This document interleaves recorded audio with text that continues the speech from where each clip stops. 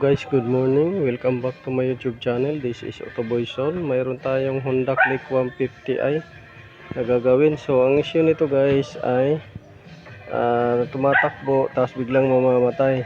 Tapos pag pinalamig mo, tatakbo naman, namamatay. So pabalik-balik yung ganong sintomas niya. May history pala to guys ng bangga.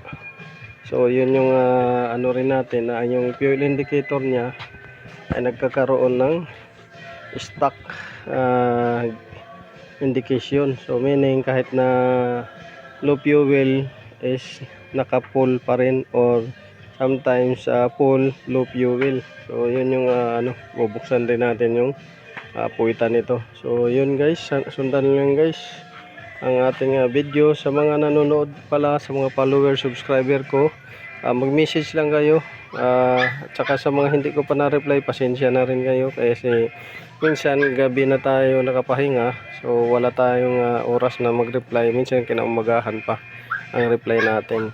Pero kung sa mga tanong ninyo, sinasagot naman natin yan pagka may tanong kayo at saka may time. So minsan kasi hindi ko na napupukusan yung video natin dahil sobrang daming ginagawa. So yun lang guys. Tapos na yung Mio natin pala na isa, Skygo, at saka itong rider ang gagawin. So yun. So dito nga guys, binuksan na natin tong sa computer. Dito binuksan na natin tong computer nya, chinik natin. So meron dito hindi nasa uli ng maigi ito. So chinik natin to computer. So wala namang loose connection, although na madumi yung ating diniin pa ng husto, baka mamaya hindi lumapat. So chinik natin yan kung may ngat-ngat ng daga, may putol na wire, chinik natin. Tapos yung ignition switch din, chinik natin kung may putol at saka kinain ng daga ito.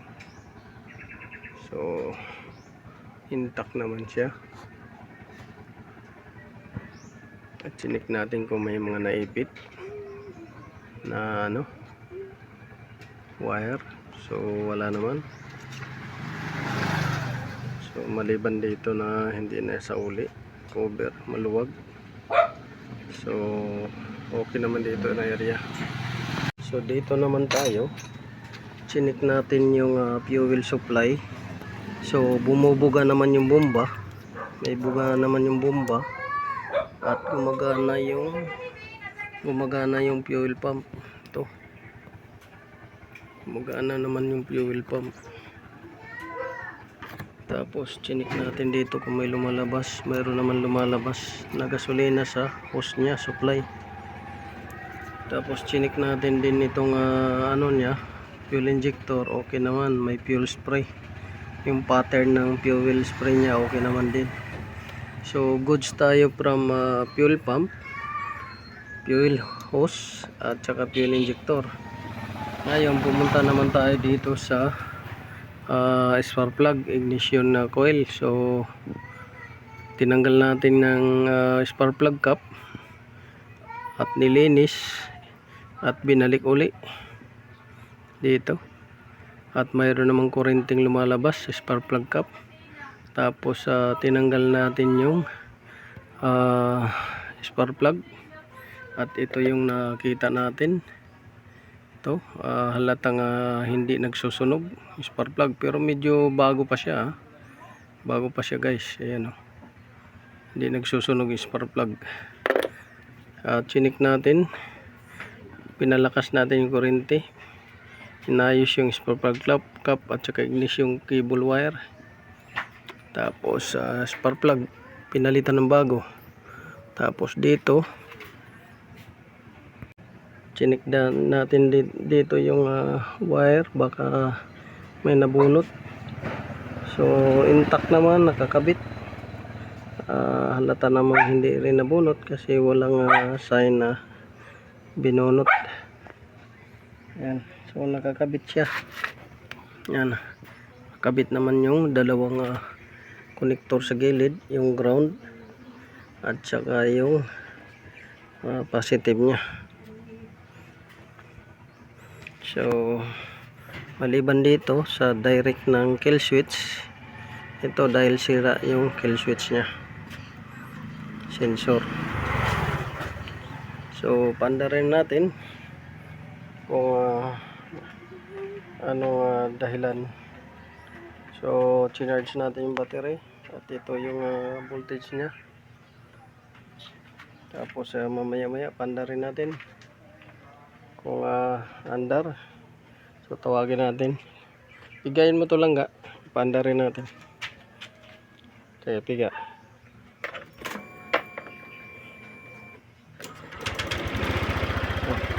So yan, umandar na siya.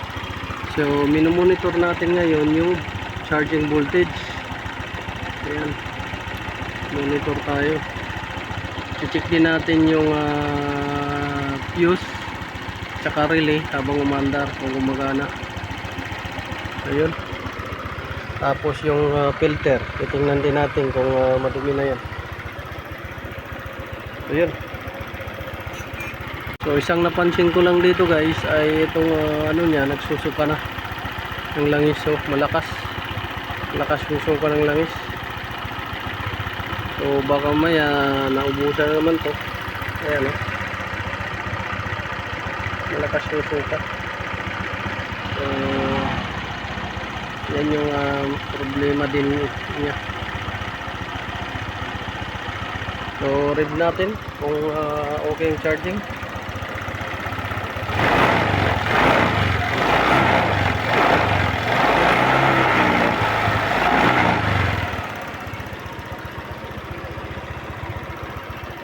Ayun. So concern nito ay yung suka niya dyan, tapos yung filter. Check natin yung nakita natin na may suka dyan ng oil, makina, filter tsaka oil lang. Air filter tsaka engine oil ang i-check na lang natin. So yun. So ito guys, tinanggal na natin yung fuel pump. Check natin yung linya nito at tingnan natin kung mayroong nagdikit dyan na laging naka full at blink. So makikita nyo dito. So yan yung indicator nya. So check natin yan, mga wiring. May issue to ng bangga. Check natin kung nasira yung sending unit at saka mayroon dito nagdikit na wire. So yun, sundan nyo lang guys ang video na to. Yan na lang yung pinifix natin. Okay na tayo dito sa computer, nagawa na natin ng repair. So dito naman tayo sa pump. Ayan, tanggal Honda Click 150i. So sundan nyo lang guys.